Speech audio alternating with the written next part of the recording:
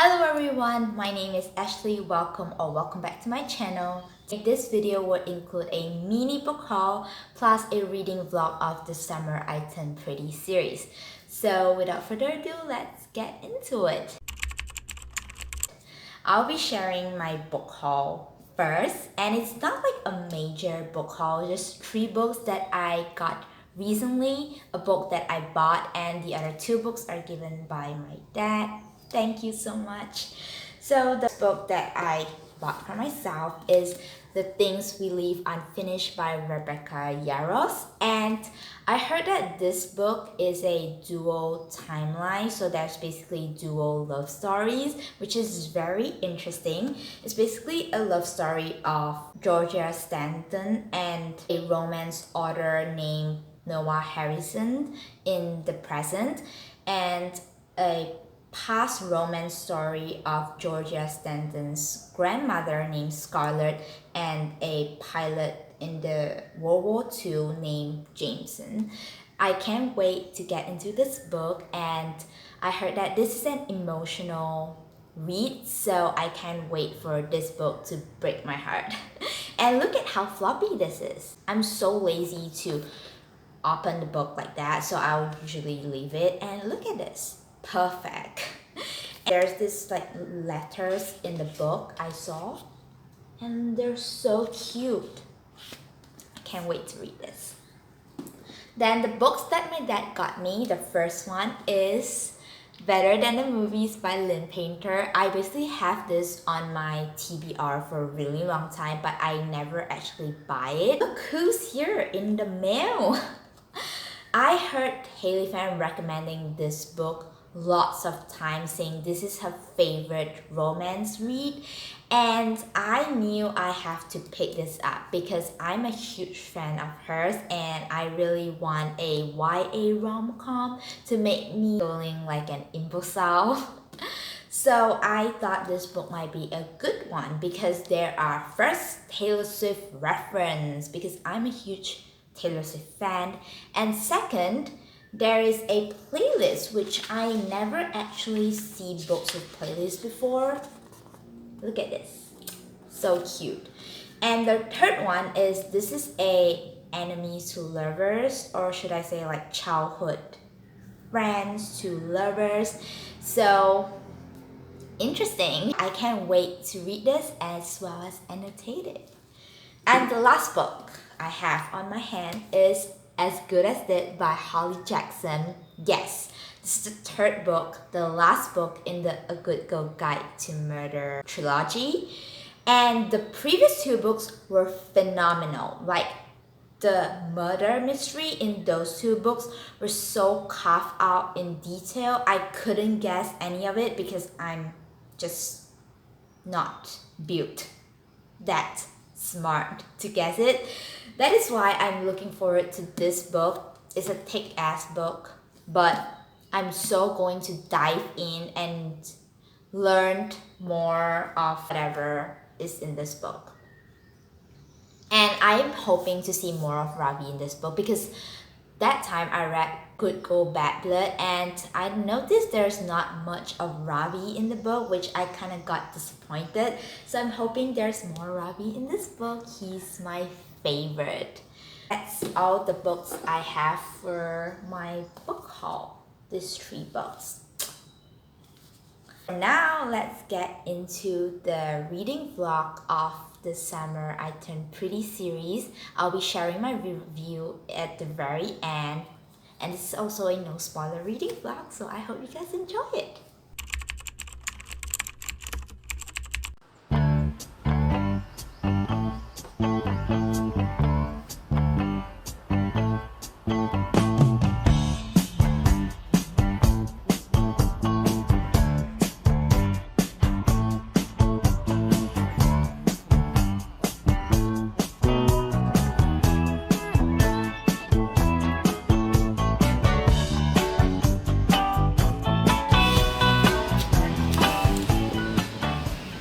I don't understand how every single time I film a time-lapse video and the video just gone missing for no reason, and it actually pissed me off because I was putting the camera on and I finished reading the entire The Summer I Turned Pretty, and I realized that the clip was gone. But anyway, I finished reading this and I can't wait to give you guys my thoughts once I head inside.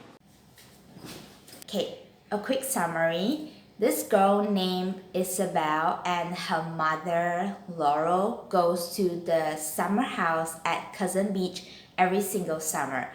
The summer house actually belongs to her mom's best friend named Susanna, and Susanna has two sons named Conrad and Jeremiah.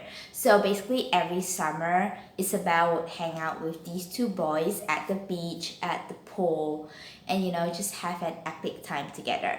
But this summer, which is the summer she turned pretty, is a summer that would be different like the others because there's some things to unravel between their relationship and stuff. But there's also a few throwbacks to the previous summer they spent together. I'm rating this book 3 stars. I like how this book is really easy to read because there's not many vocabularies that are too difficult to understand, or whether there's like a huge plot that you have to slowly digest it. I don't think there's any plot law. I find the characters a bit annoying and I don't really like it. You guys probably ask whether I'm team Conrad or team Jeremiah. Right now, I would say I'm team Jeremiah just because I like his personality more compared to Conrad, who is very aloof and I just don't like him. I prefer Jeremiah, who's like more relaxing, who's more easygoing. Other than this love triangle, if you call it, I like the relationship between the kids and their parents. It's just really cute and wholesome, and I can't wait to read more and share with you guys my thoughts.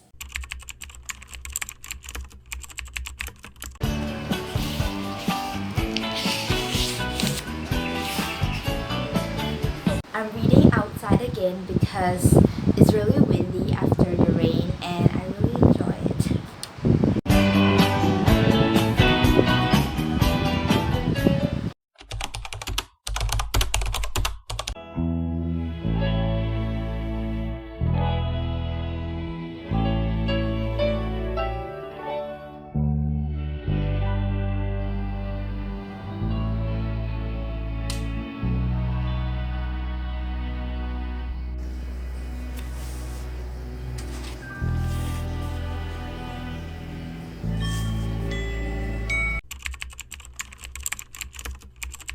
There's so much angst going on in this book that I just cannot handle, and I'm so glad that I borrowed this from the library instead of buying this using my own money. And I'm even glad that I have to speed read this book really fast because I will be returning this book tomorrow. because I don't want to see this book again. Let me recap what I read in It's Not Summer Without You. So that is the second book in the trilogy. Conrad went missing, so Jeremiah and Isabel are off to find him. That's the plot. I can't explain much because there's not much going on in this book other than the really haywire emotions. In this second book, I hate Conrad even more. Seriously, I just don't like him.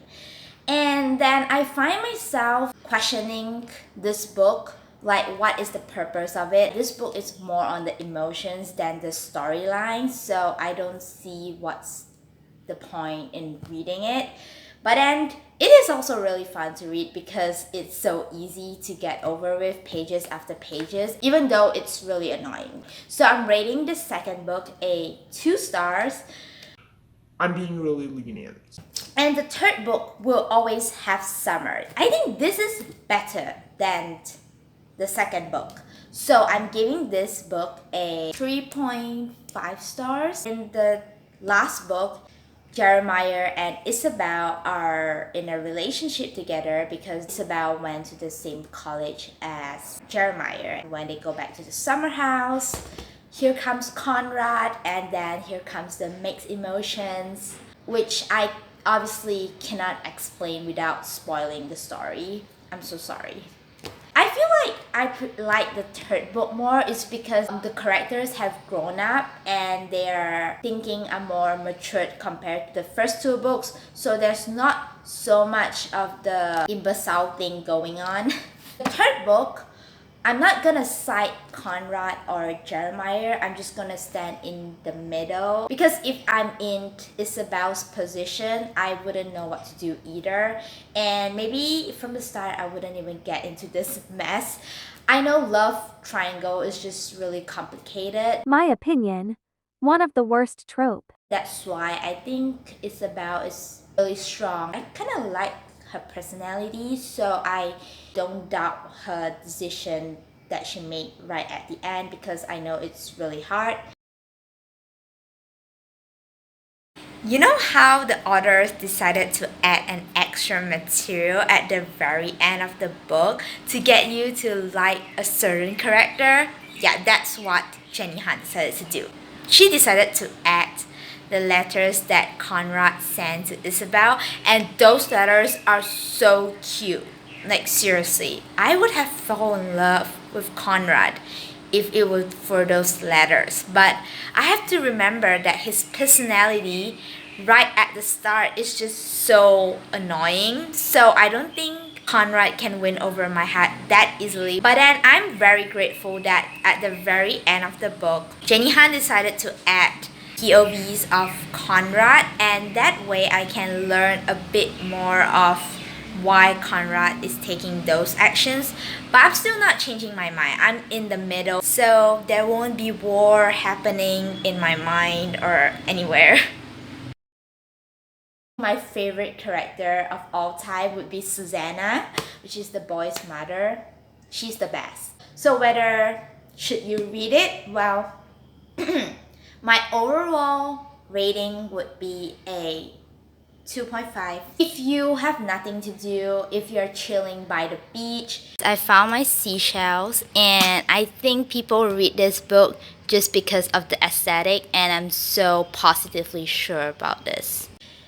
Then you can read these if you like to be caught up in a relationship between two brothers. If you like the exciting plot, twists and turns, then this book is definitely not for you. Just like how it's not really for me. I'm gonna be really honest with that. Anyway, thank you all so much for watching this video. If you enjoyed, please give this video a thumbs up and don't forget to subscribe to my channel for more book videos in the future. Until then, Ashley signing off.